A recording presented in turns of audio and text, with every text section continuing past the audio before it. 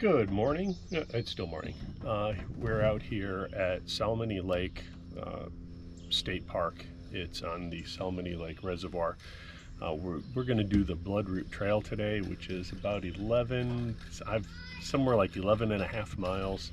It's a big loop that goes along Salmony Lake, which is a reservoir that was created by a dam built by the Army Corps of Engineers.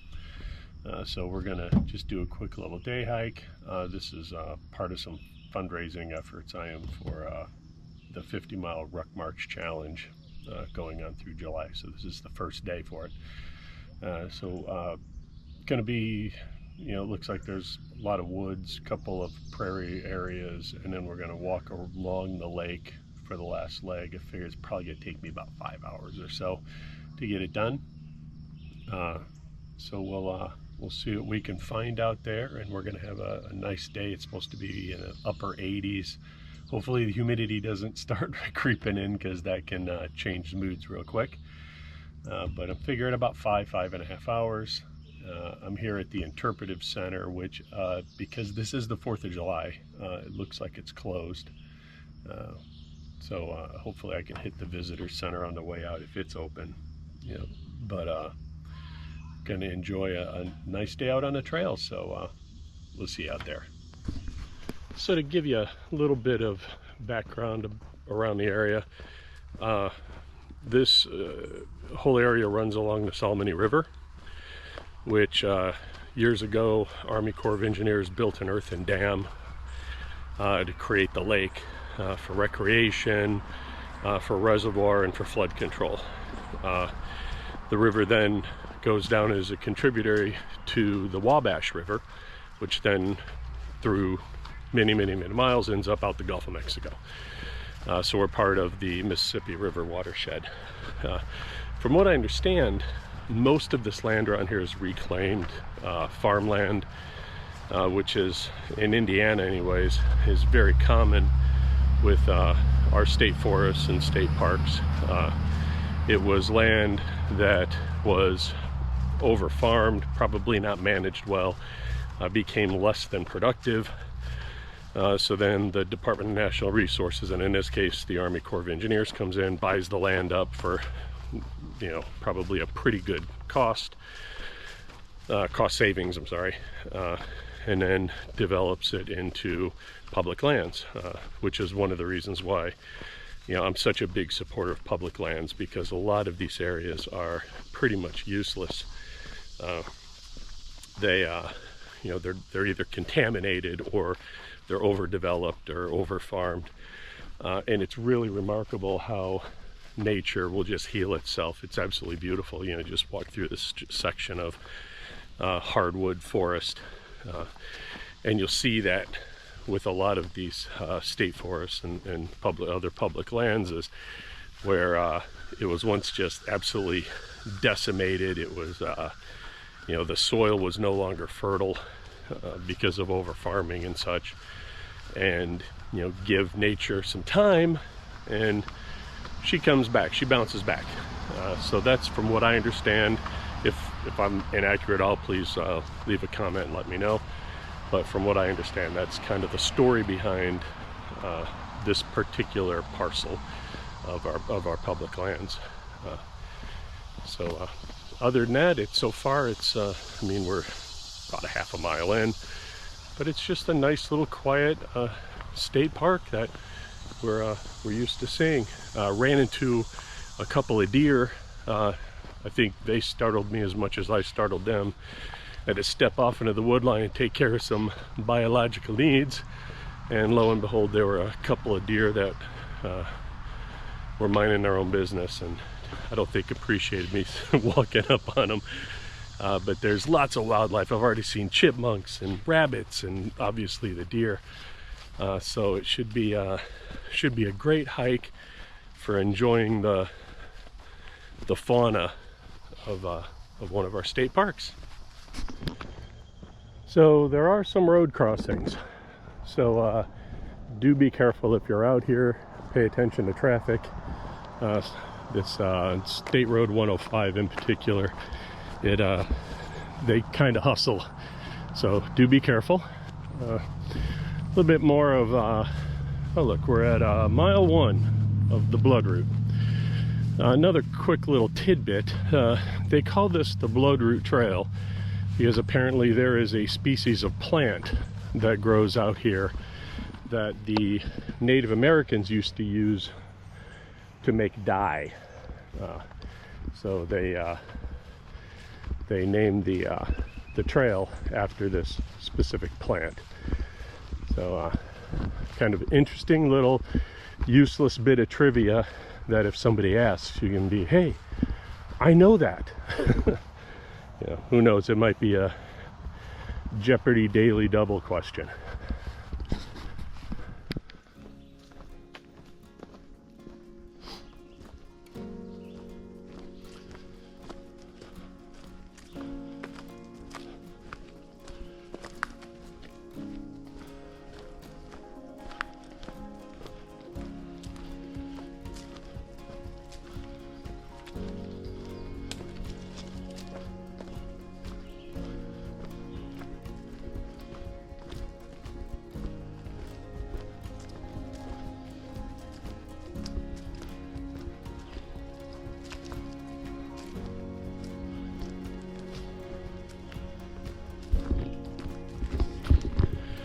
Nothing like a nice peaceful walk through the woods. This is absolutely tranquil bliss.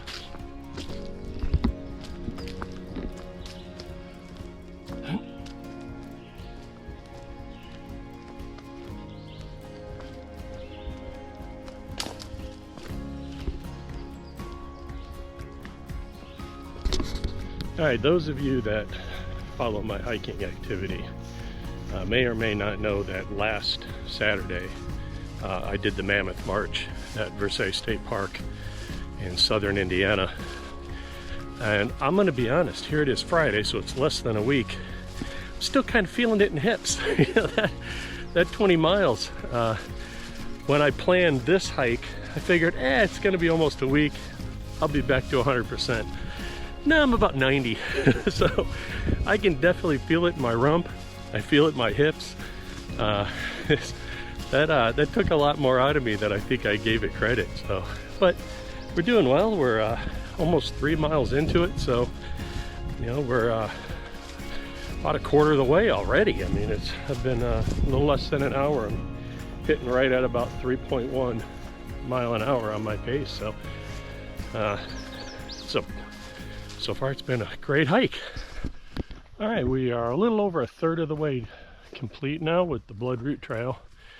We've officially out of the prairie, savanna / farmer field section. We're all here in the woods. So you do have to watch out for skeeters. I got bit by a few.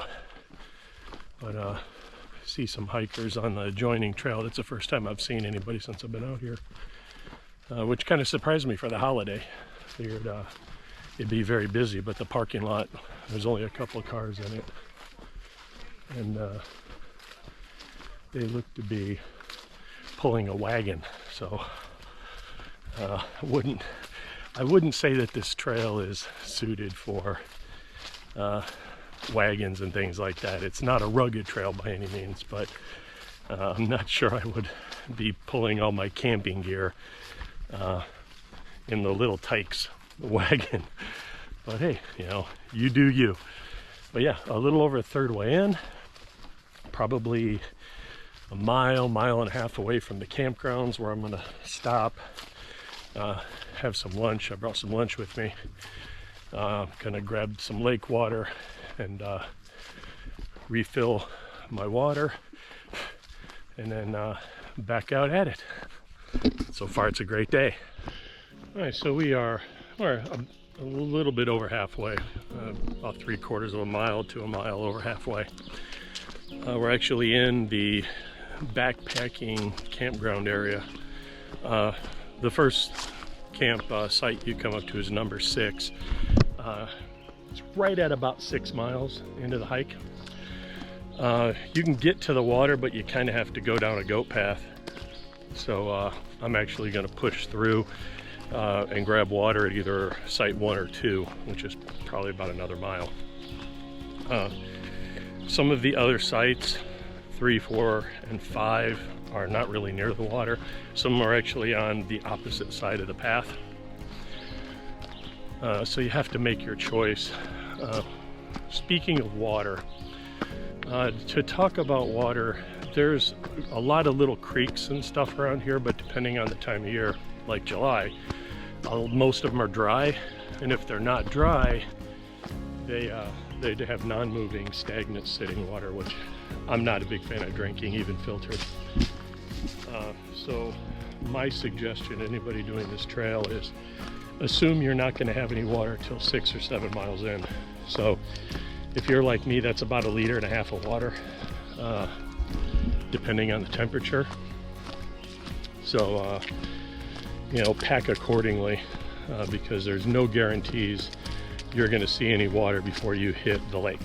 Now, once you hit the lake, obviously you have endless water. So plan accordingly. Deep in the woods here, it's absolutely gorgeous. I've only seen a handful of people. The people dragging the trailer, and then there's a trail runner that I've run into her a couple of times. I think she's just doing laps. So we probably have half a mile, 3/4 of a mile or so till we hit the lake, and then we're going to stop, refresh water, get some electrolytes, get some lunch, take probably a 20-minute break or so, and then plug on, and then probably end up wrapping this whole hike up in, not including breaks, probably 4 hours, a little over 4 hours. With breaks, 4.5, getting close to 5 hours. So good pace, great hiking conditions. So see you at the break spot. All right, so we're at backpacking campsite number 2. Just took the goat path down to the lake, filled up my Canuck bag. So I got some water. I got about 2 liters worth of water, so that's more than enough, because I cut a little short. I probably should have brought a little bit more water out here, because it took me from the trailhead right at about 7.6 miles to site number 2. So like I said before, plan accordingly. Ran down, filled up my bag, gonna get some electrolytes in me. Gonna take a break, have a little bit of lunch.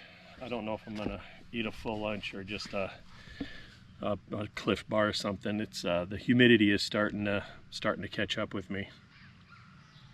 So the little paths down to the lake are quite steep and treacherous. So also keep that in mind.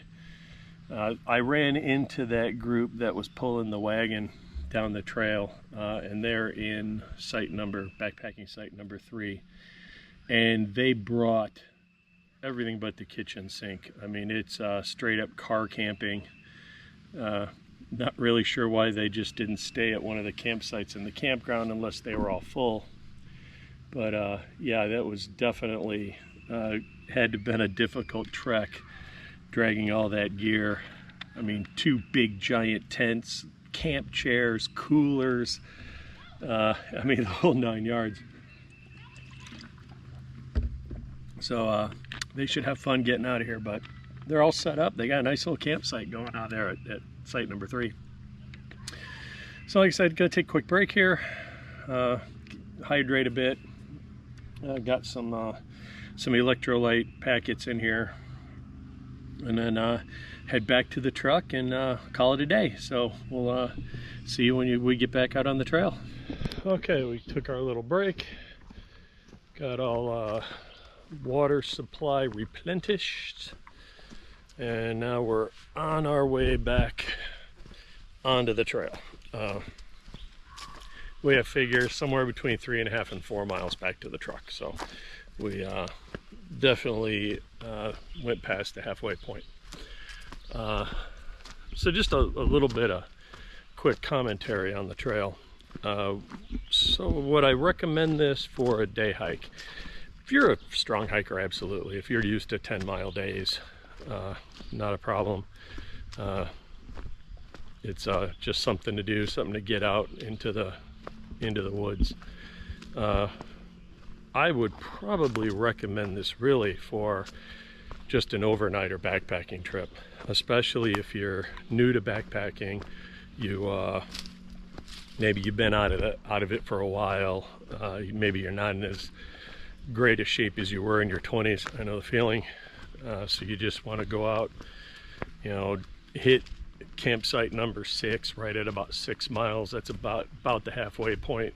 Stay the night. You'd get there plenty early enough to be able to set up camp. Once again, you do have to trek down the goat path for water, but that's just the topography.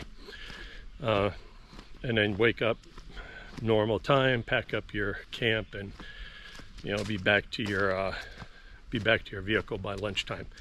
So I would definitely say, if you're in Indiana and you just want to get out for a night, this is a great opportunity. And not just Indiana, Ohio, southern Michigan. It's a couple-hour drive. I mean, from the northwest Indiana where I live, it was like 2 hours and 20 minutes. Not a big deal, like driving to Indianapolis. The lake is gorgeous. Definitely would like to bring the kayaks down here with Tammy and paddle around a bit.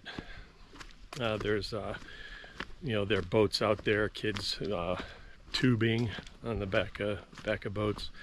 So it's a nice big recreational reservoir.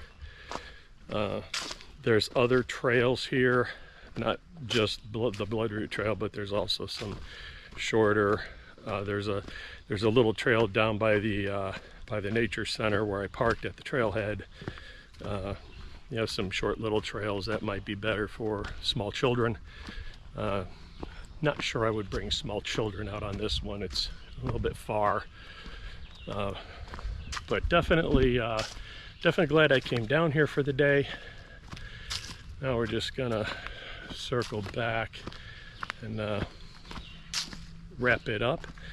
The one thing is, Site 6, the first one, is probably the most secluded.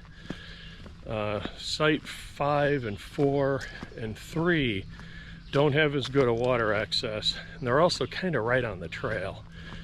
2 and 1 are also right on the trail, as well as being pretty close to each other, but they have better water access. Now, you can't self-reserve these anymore. You have to either call or go online.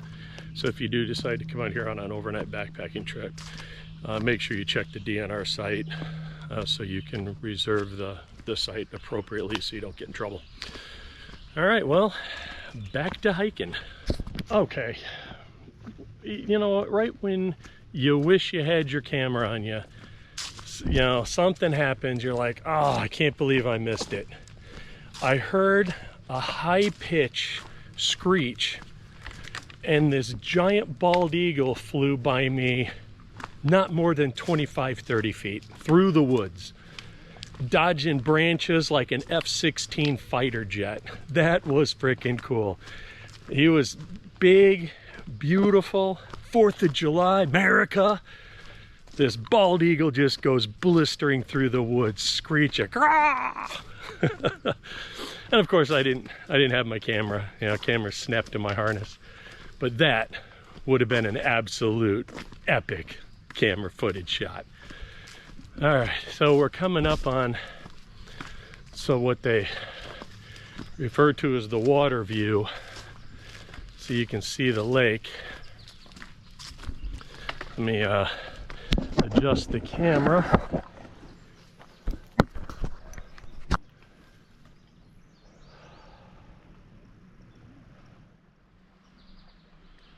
And if you need water, that's where you gotta go.